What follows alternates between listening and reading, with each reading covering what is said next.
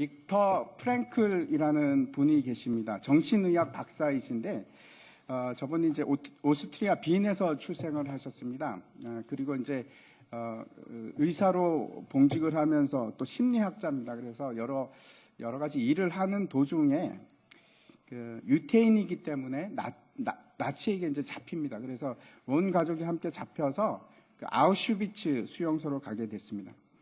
근데 그 안에서 이제 그 부모님들도 다 죽고 형제들도 죽고 아내도 거기서 죽었습니다.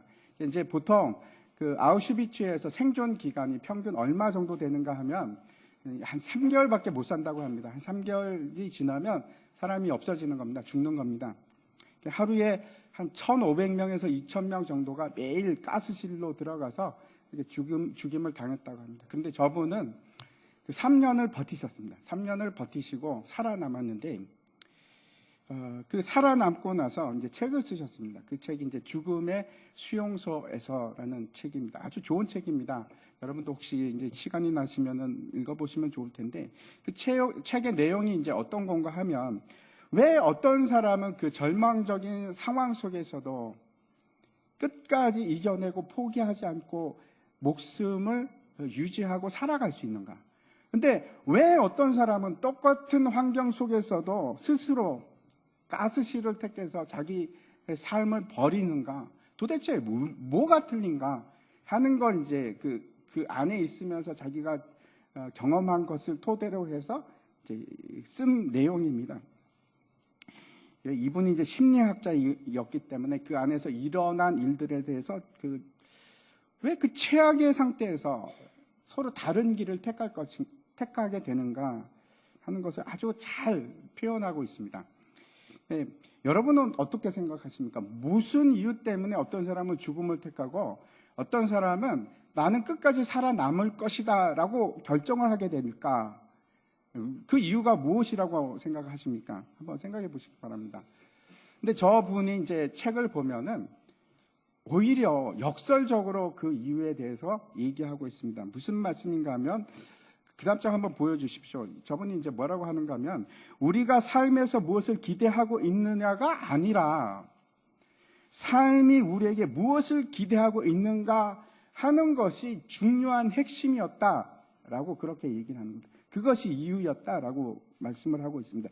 이게 도대체 어떤 말인가 하면 우리는 이렇게 생각합니다. 우리 삶은 행복해야 돼. 우리 삶은 그래도 모자라지 않고 내 삶은 건강해야지. 건강하게 살아야지. 그리고 나는 또 부자가 됐으면 좋겠어. 나는 또 다른 사람보다 뛰어나면 좋겠어. 그렇죠. 그런 기대를 우리가 다 가지고 있습니다. 그런 기대를 가지고 그것이 그 기대가 우리를 끝까지 살게 하는 그런 요소가 되는가, 요인이 되는가? 아니라는 겁니다. 내가 삶 속에서 기대하는 것이 그것이 나를 생명으로 이끌어 주는가? 아니라는 겁니다. 그것이 아니고 그러면 뭐가 우리를 이끌어 가는가? 제가 다시 한번 말씀드리면 이런 겁니다. 그 아우슈비츠라는 것은 그렇죠. 굉장히 제한된 곳입니다. 생각해 보십시오. 그 안에서 내가 어떤 기대를 가질 수 있겠습니까? 내가 부자가 되는 기대를 할 수 있겠습니까? 아니면 거기서 나는 행복하게 살 것이다. 그런 기대를 할 수 있겠습니까? 못하죠. 거기서는 못합니다. 사람들이 이제 그 안에 들어가서 이렇게 생각하기 시작하는 겁니다. 내 인생은 왜 이렇게 처참할까? 나는 왜 이렇게 되는 게 없을까? 내가 도대체 무슨 죄를 지어서 이렇게 가스실만 바라보고 기다리고 살아가는가? 죽을 날만 생각하면서. 내 운명은 왜 이래? 다른 사람은 안 그렇잖아. 왜 나는 유태인으로 태어났지? 뭐 그런 겁니다. 그런 생각을 하면서 자신을 한탄하기 시작하는 겁니다.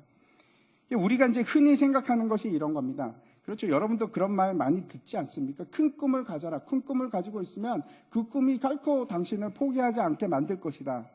뭐 옛날에 그 영어 책에도 뭐 Boys be ambitious 뭐 이런 말 있고 그렇지 않습니까? 정말 그것이 우리를 끌고 가는 희망을 주는 요소가 될 것인가? 아니라는 겁니다. 실제로는 그게 아니라는 겁니다. 뭐가 그러면 우리를 끝까지 살아남을 수 있도록 만들어가는가? 삶이 우리에게 요구하는 것, 삶이 우리에게 기대하는 것이 있기 때문이다 이렇게 얘기를 하고 있습니다. 이게 도대체 무슨 말인가 하면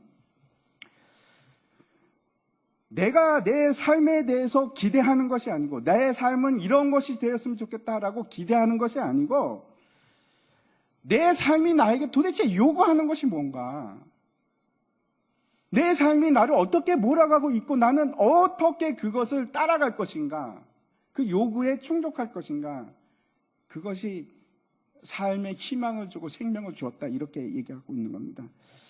아우슈비츠에서 살아남거나 아니면 죽거나 하는 것이 저것으로 결정이 되었다고 합니다.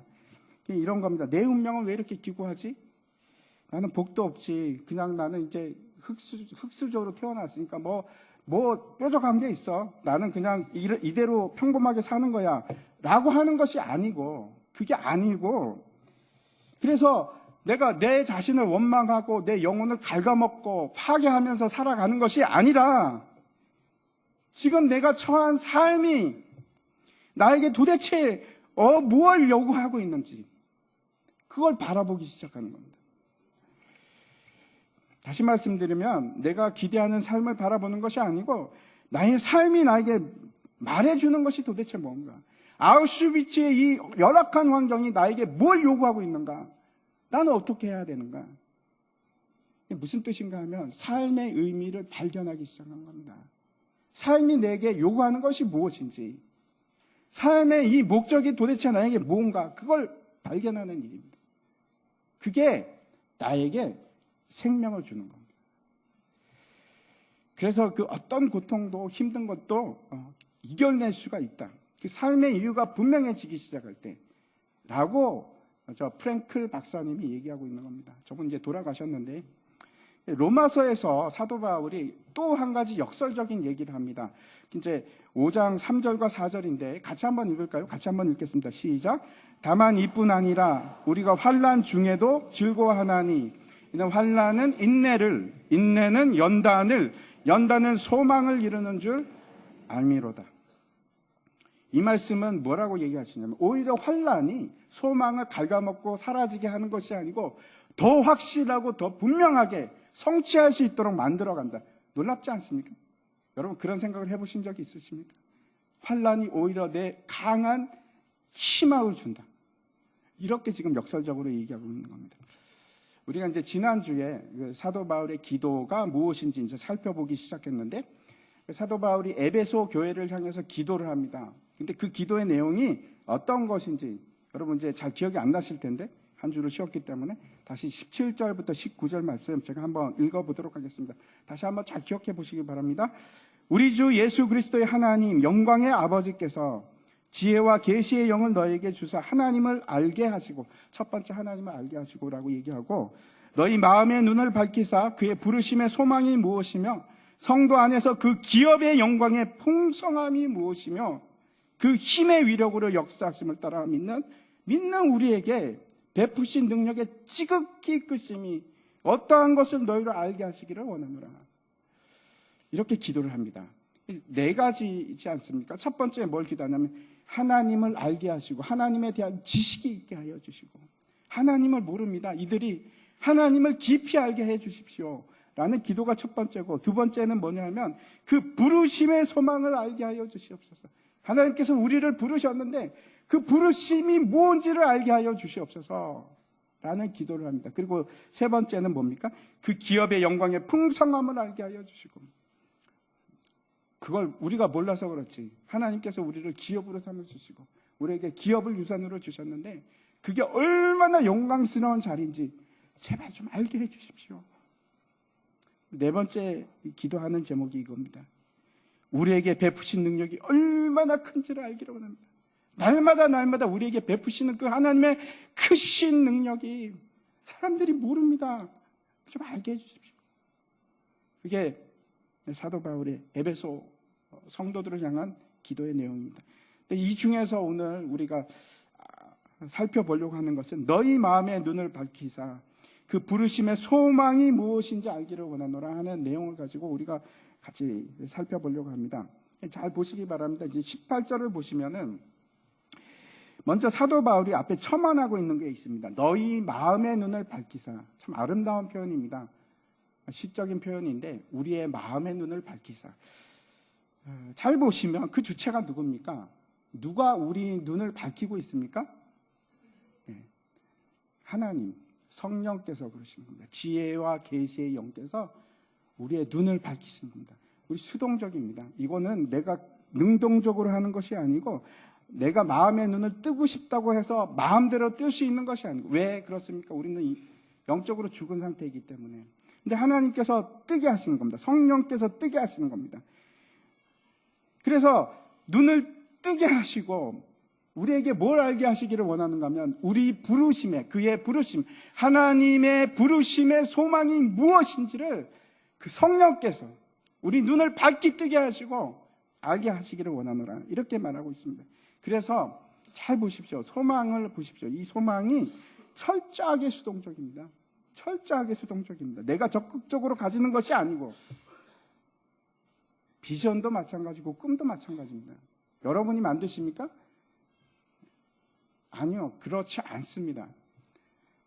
소망은 하나님으로부터 오는 겁니다. 내가 만들어내는 것이 아니고 내가 계획하고 그려나가는 것이 아니라 하나님께서 우리에게 주시는 겁니다. 나는 수동적으로 받는 것이 이 소망입니다. 철저하게 하나님께서 우리를 부르시고 하나님께서 우리의 눈을 뜨게 하시고 하나님께서 우리에게 소망을 주시는 겁니다.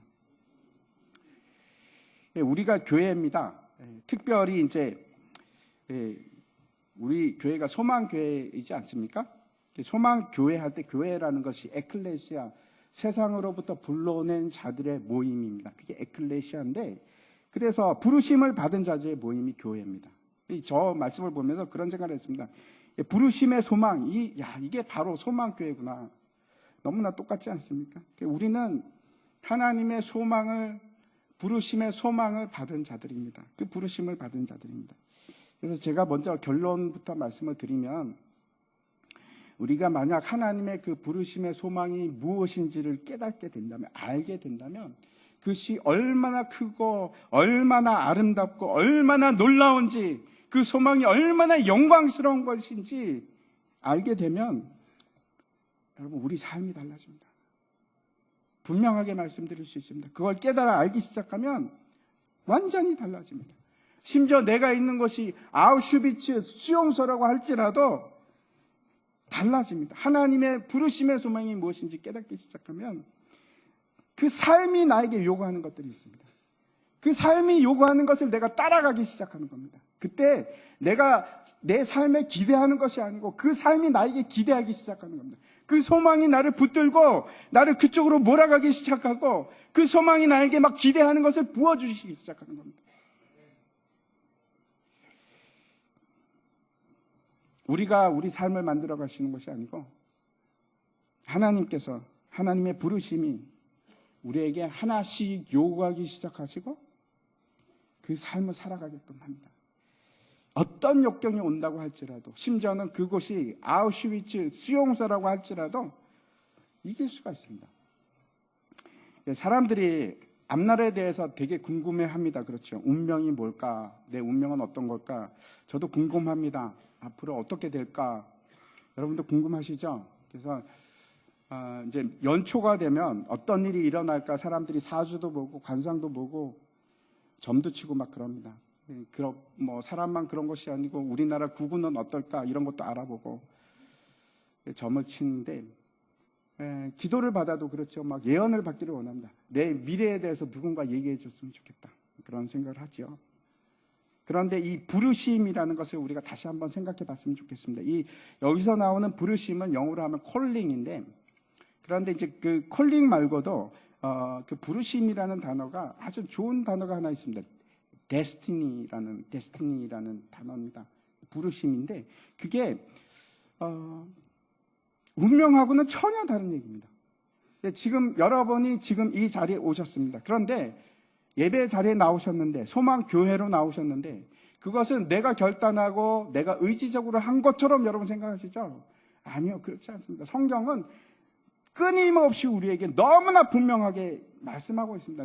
너희가 아직 죄인 되었을 때 내가 너희를 사랑하고 너희를 선택해서 불렀다라고 수도 없이 얘기하십니다. 하나님께서 여러분을 이 자리로 부르신 겁니다. 하나님께서 여러분을 소망 교회가 되게 하신 것입니다. 그래서 우리가 운명적으로 아니면 우연히 이 자리에 나와 있는 것이 아니라 이거는 하나님의 계획입니다. 아주 치밀하고 아주 섬세한 계획입니다. 그 부르심입니다. 그게 부르심입니다. 그걸 부르심이라고 하는 겁니다. 하나님께서 우리를 택하시고 우리의 길을 치밀하게 예비하시고 계획하시고 그것을 데스티니, 부르심이라고 말합니다. 그래서 나는 왜 이러지? 나는 하필이면 왜 흙수저로 태어났을까? 나는 왜 이렇게 못났을까?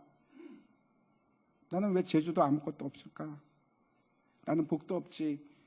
내 남편은 왜 저런 사람을 만났을까? 내 아내는 왜 저럴까? 나는 이런 삶을 살아야 할까? 그러면서 나는 그렇고 그런 운명인가 봐 라고 하는 것이 아니라 여러분, 우리에게는 너무나 분명한 하나님이 치밀한 계획이 있는 겁니다. 부르심의 이유와 목적이 있습니다. 요셉을 한번 생각해 보시기 바랍니다. 세상의 눈으로 보면은 요셉처럼 사주팔자가 험한 사람이 누가 있겠습니까? 요셉이 17살, 아직 청소년 때인데, 꿈 많을 때인데, 그때 그 형들이 죽이려고 합니다. 실패하죠? 그러고 나서 어떻게 합니까? 풀어줍니까? 아니요. 노예로 팔아버립니다. 지금 같으면 끔찍하지 않습니까? 강도나 무슨 깡패들이 죽이려고 그랬던 것이 아니고 자기 형들이 죽이려고 합니다. 그리고 나서 어떻게 하는가 하면 우리로 얘기하면 새우잡이 배에다가 팔아버리는 겁니다. 인신매매를 하는 겁니다. 너무나 기가 막히지 않습니까? 뿐만 아니고 요셉이 이집트로 팔려가서 평탄한 삶을 살았습니까? 네, 누명을 뒤집어 쓰고 옥살이를 하고. 근데 그럼에도 불구하고 요셉은 자기를 학대하거나 자포자기하거나 스스로 삶을 마감하거나 나는 안 되겠어. 나는 이제 여기가 끝이야. 여기서 죽어버려야겠지. 라고 하지 않습니다. 그렇게 하지 않았습니다. 그가 결국은 이집트의 총리가 됩니다. 그리고 온 가족을 구원하는 그런 놀라운 결과를 성경이 우리에게 말씀하고 있습니다. 왜 그럴까요? 요셉이 어떻게 해서 그런 길을 갈 수 있었을까요? 분명합니다. 요셉은 하나님의 부르심의 소망이 있었기 때문에 그렇습니다. 그 하나님의 부르심의 소망이 요셉을 끌고 간 겁니다. 그 열악한 지하 감옥에서 착고를 자고 있는데 착고를 차고 그렇게 살아갈 때도 하나님의 부르심의 소망이 그를 굴복시키고 그를 끌고 가는 겁니다.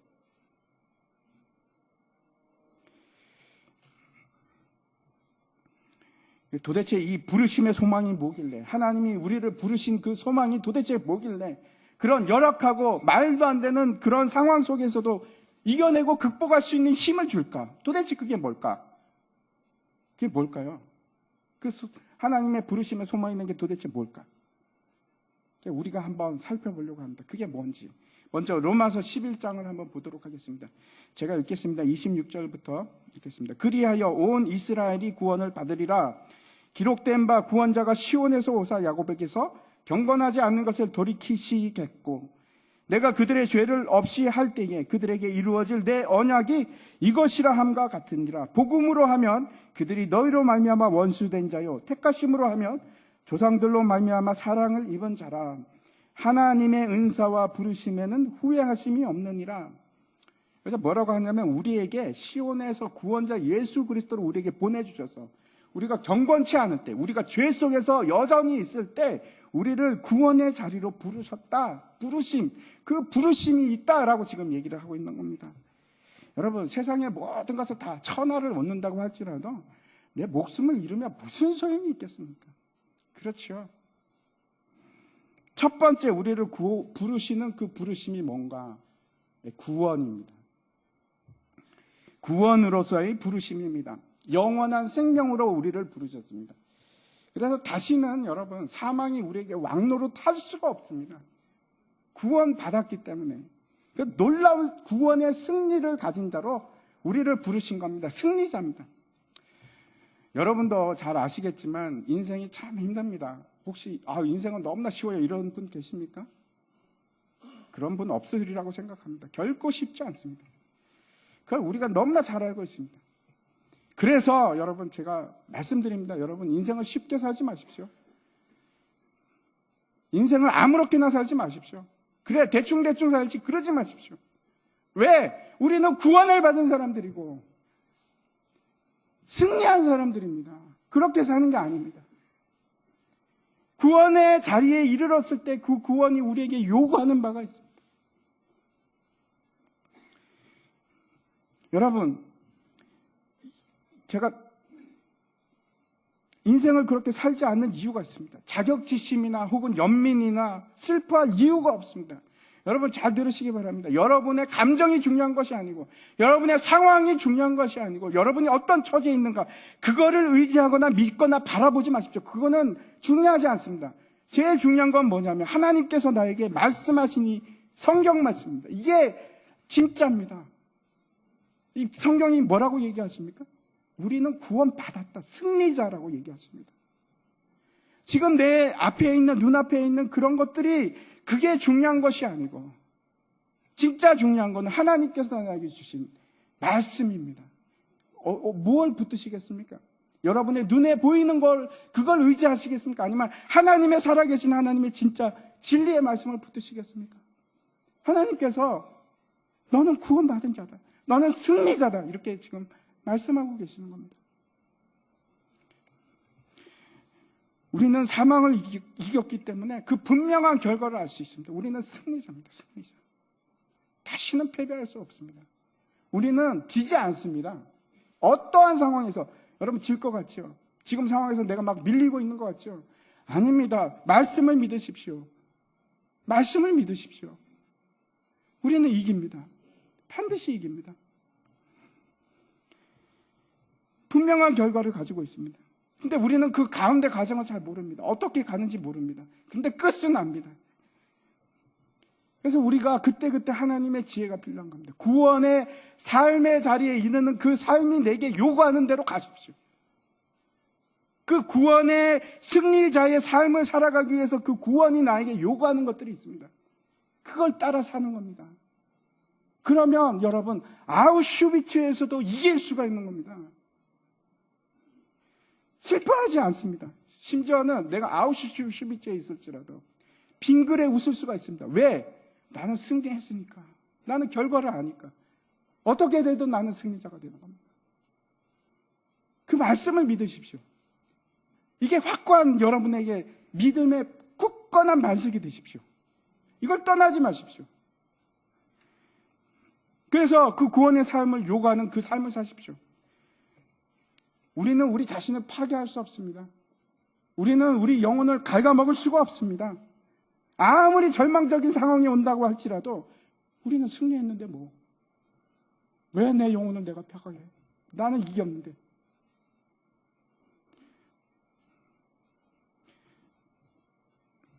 그래서 여러분, 구원받은 삶의 지배를 받는 사람들은 다르게 삽니다. 구원받은 사람들은 열심히 삽니다. 인생을 그렇게 대충대충 살지 않습니다. 인생을 그렇게 낭비하면서 살지 않습니다. 여러분, 구원받은 사람은 열심히 살아야 됩니다.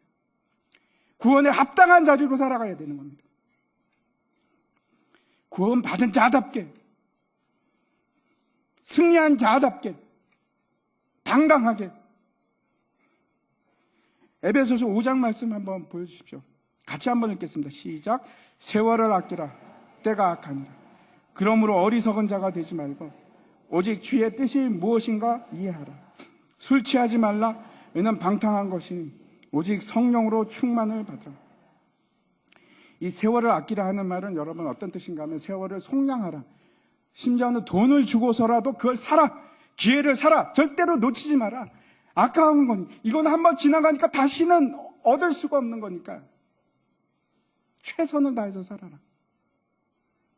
구원 받은 자가 이렇게 사는 겁니다. 구원 받은 자들이 할 것이 있습니다. 시간을 아끼면서 낭비하지 마시고 쓸데없는 낭비하지 마십시오. 그럴 시간이 없습니다. 구원 받은 자는 그런 시간이 없습니다. 구원받은 자들이 해야 할 것이 있는데 뭐라고 합니까? 하나님의 뜻을 이해하는 겁니다.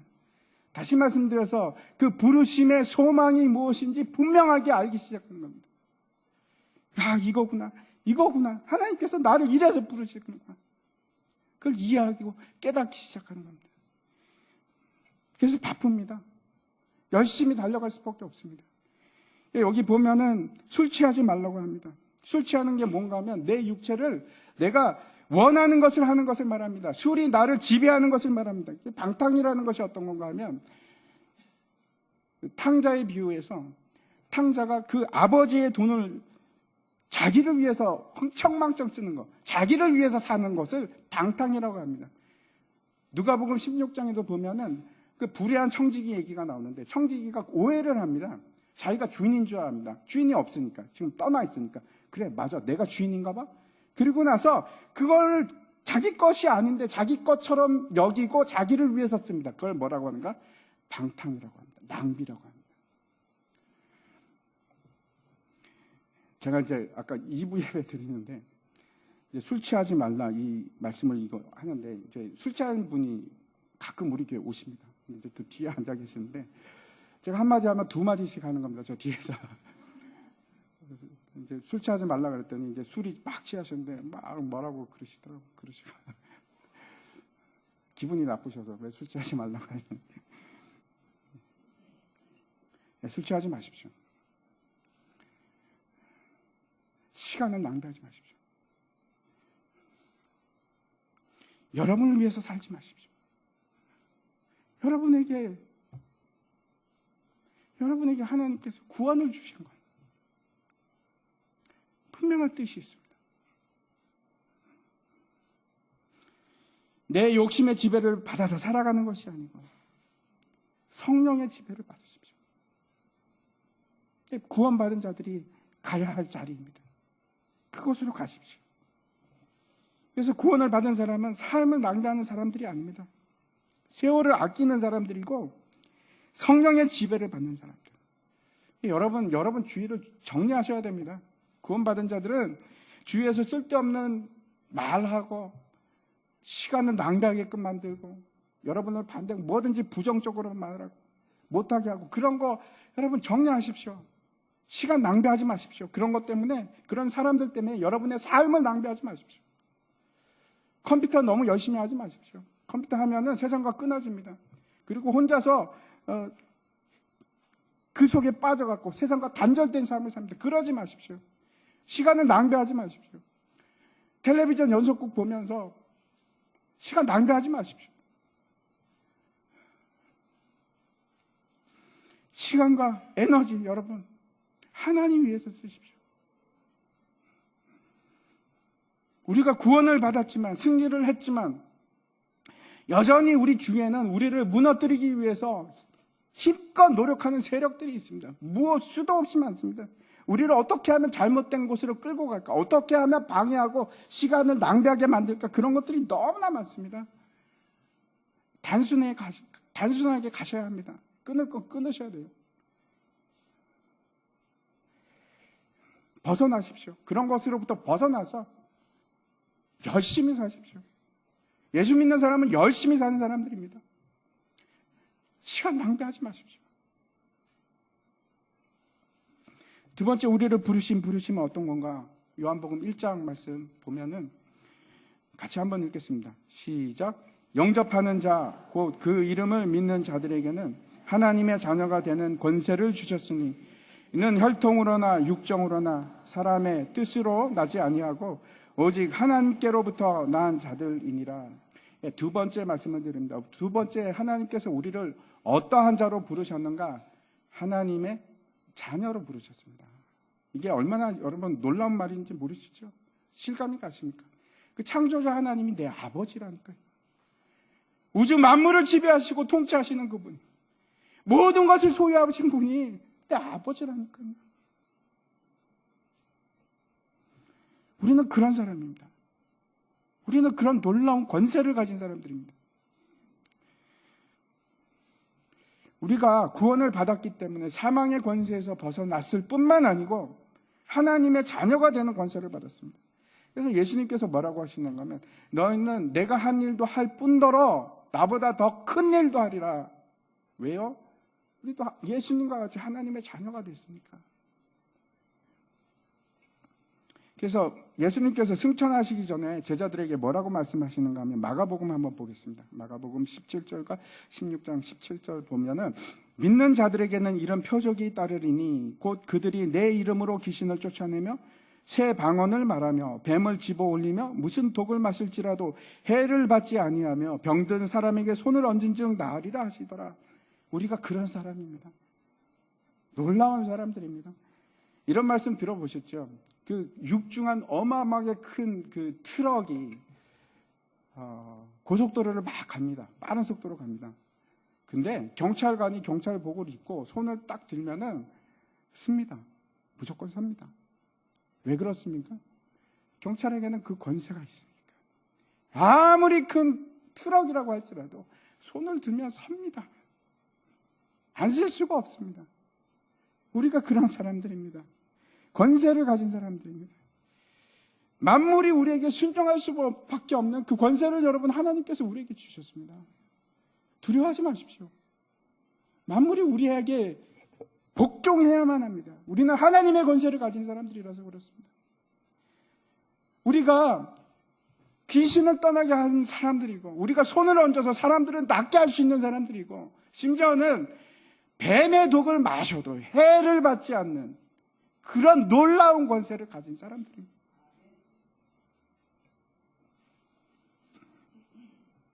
어마어마한 권세입니다. 근데 내가 힘이 있고 내가 강해서 그럽니까? 아닙니다. 내가 강해서 힘이 있어서 그런 게 아니고 하나님이 하시기 때문에 그렇습니다. 하나님께서 하시기 때문에. 제가 이제 어디 가도 돈 없다는 얘기 절대 안 합니다.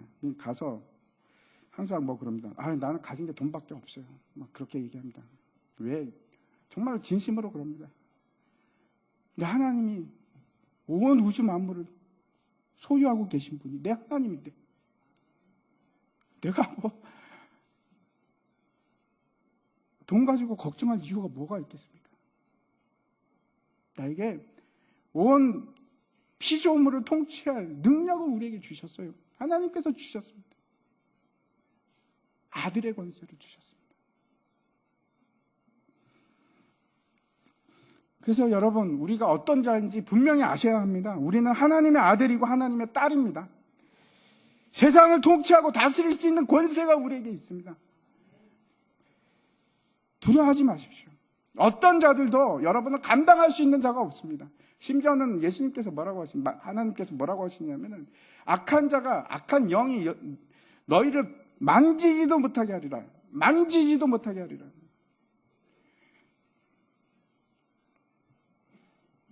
세 번째, 하나님께서 우리를 부르시는 부르심이 뭔지 우리가 사도행전 20장 말씀 한번 보도록 하겠습니다. 같이 한번 읽을까요? 같이 읽겠습니다.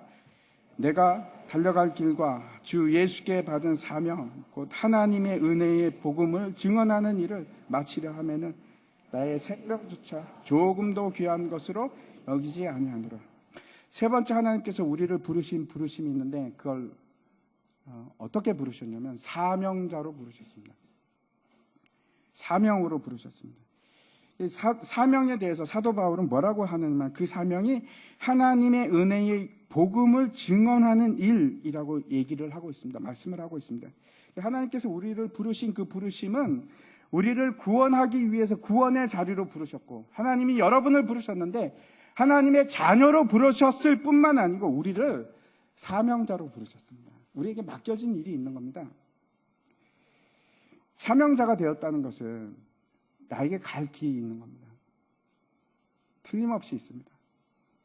세상 사람들이 가는 길과는 다릅니다. 그래서 여러분, 다른 사람과 비교할 이유가 없습니다. 가는 길이 다 다릅니다. 저 사람은 30평 아파트 살고 나는 15평에 사는데 그거 아무 상관없습니다. 가는 길이 다릅니다. 부러워하지 마십시오. 비교하지 마십시오. 저 집 아들은 어디 좋은 대학교 갔고 우리 아들은 괜찮습니다. 가는 길이 다릅니다. 그냥 우리는 우리 자신으로 살아갑니다. 내 갈 길이 있는 겁니다. 나의 달려갈 길이 따로 있습니다. 같이 뛰어가는 거 아닙니다. 그래서 여러분, 다른 사람인 체하고 살아가지 마십시오. 하나님의 자녀로, 하나님의 특별한 사명을 받은 자로 그렇게 살아가는 겁니다. 그래서 어떤 사람도 여러분이 달려갈 그 길을 대체할 사람이 없습니다. 그러니까 여러분만 가는 길이 있습니다. 그러니까 어떤 사람은 힘든 길도 가고, 어떤 사람은 좀 편한 길도 가고, 비교하지 마십시오. 그거 상관없습니다. 하나님이 그 길로 나를 부르셨다니까요. 내가 할 것은 뭔가 하면 순종하면서 그 길로 가는 겁니다. 어떤 사람 되게 힘드시죠? 왜 하나님 나한테 이런 길을 주시죠? 괜찮습니다. 분명히 하나님께서 뜻과 계획과 목적이 있으시고 그걸 통과하게 하실 겁니다. 그리고 영광스럽게 하실 겁니다. 그 일을 통해서 그냥 그 일을 순종하면서 가는 겁니다.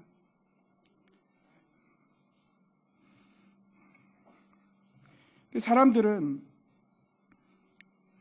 자기가 좋아하는 길로 가려고 합니다. 하나님이 부르신 길로 가려고 그러는 게 아니고 내가 좋아하는 길을 내가 선택해서 그 길로 가려고 합니다. 그러면 만족할까요? 기뻐할까요? 아니요, 절대 그렇지 않습니다. 가보십시오. 하나님이 없는 사람은 어떤 것으로 채우려고 해도 그 빈자리를 채울 수 없고, 그것을 내가 어떤 큰 것으로 만들어 간다고 해도 하나님이 없는 그 빈자리를, 뻥 뚫린 그 자리를 채울 수가 없습니다. 절대로 만족할 수 없습니다. 거기는 누구로 채워지는가? 하나님으로 채워지는 겁니다. 하나님이 내 안에 임재할 때 그때 여러분이 기뻐하기 시작합니다. 그때 여러분이 진정한 평안을 누리기 시작하고 그때 진정한 행복이 무엇인지를 깨닫게 되는 것이지, 다른 걸로 채워서 거기를 메꿀 수 있을까요? 하나님 자리를 메꿀 수 있을까요? 어떻게 메꾸시려고요? 못 메꿉니다. 안 됩니다. 사도 바울이 빌립보서 3장 14절에서 이렇게 말씀을 합니다. 같이 한번 읽어볼까요? 같이 읽겠습니다. 우리가 해야 할 것은 하나님께서 우리를 부르셨고 그 표대를 향해서 순종함으로 달려가는 겁니다. 제가 다시 한번 같이 읽겠습니다. 표대를 향하여 그리스도 예수 안에서 하나님이 우리의 부르신 부름의 상을 위하여 달려가노라.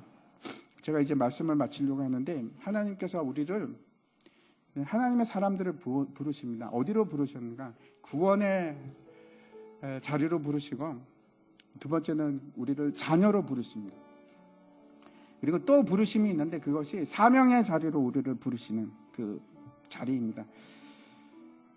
하나님께서 그 부르심의 소망을 알게 하십니다. 하나님께서 저를 부르시고 그 부르심의 소망이 뭔지 깨닫게 하셨습니다. 알게 하셨는데, 그래서 하나님의 그 뜻을, 그 소망을 꿈꾸기 시작합니다.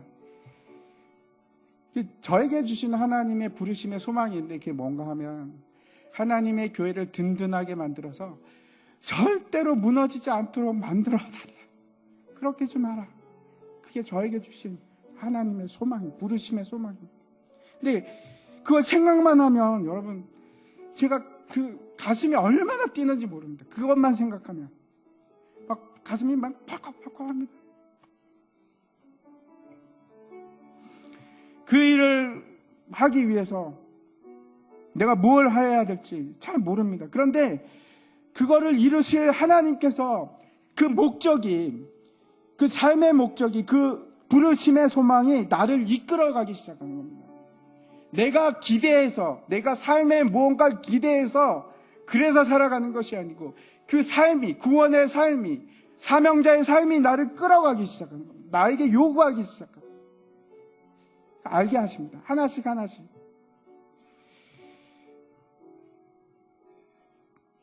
혹시 여러분, 하나님께서 여러분에게 향하신 그 부르심의 소망이 아직도 잘 모르시겠습니까? 여러분, 나는 뭔지 잘 모르겠습니다. 혹시 그러십니까? 분명하지 않으십니까? 제가 그걸 분명하게 알 수 있는 방법을 가르쳐 드리겠습니다. 여러분의 소망을 발견하시기 위해서, 부르심의 소망을 알기 위해서는 두 가지가 필요합니다. 하나님 사랑하십시오.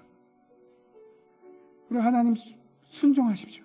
근데 순종하고 사랑은 마치 동전의 양면처럼 다르지가 않습니다. 내가 하나님을 사랑하기 시작하면 순종하고 싶어지고요. 내가 순종하기 시작하면 하나님을 더 사랑하게 됩니다. 다르지가 않습니다. 근데 하나님께서 여러분이 순종하고 하나님을 사랑하기 시작하면 그때 여러분에게 그 부르심의 소망이 무엇인지를 말씀해 주시기 시작합니다. 정말로 말씀해 주시기 시작합니다. 그래, 네가 나를 사랑하는구나. 네가 나를 사랑하는구나. 네가 나에게 순종하기 시작하는구나. 그래, 내 뜻이 이거다. 같이 가자. 그거 알게 하십니다.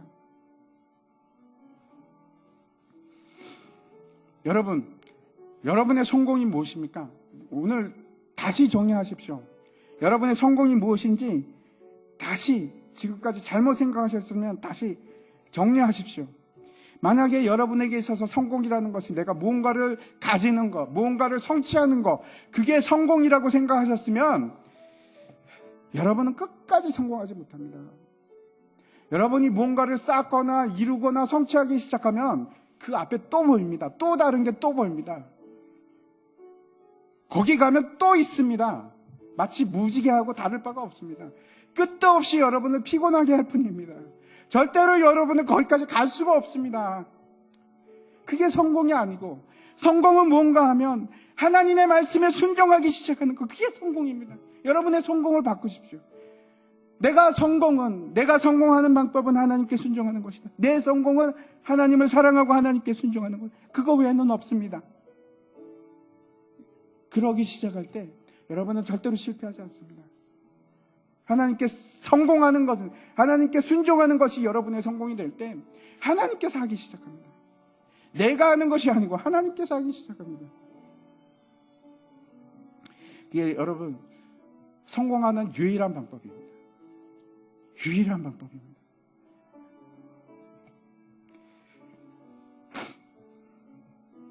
내가 순종하기 시작할 때 그때부터는 주체가 달라집니다. 내가 하는 것이 아니고 하나님께서 하시기 시작합니다. 그 하나님의 일은 결코 실패하지 않습니다. 그 하나님의 부르심, 그 하나님의 부르심의 소망을 여러분 깨닫기를 간절히 축원합니다. 그 일을 위해서 기도하십시오. 다 함께 일어나셔서 같이 마지막 우리가 찬양을 하도록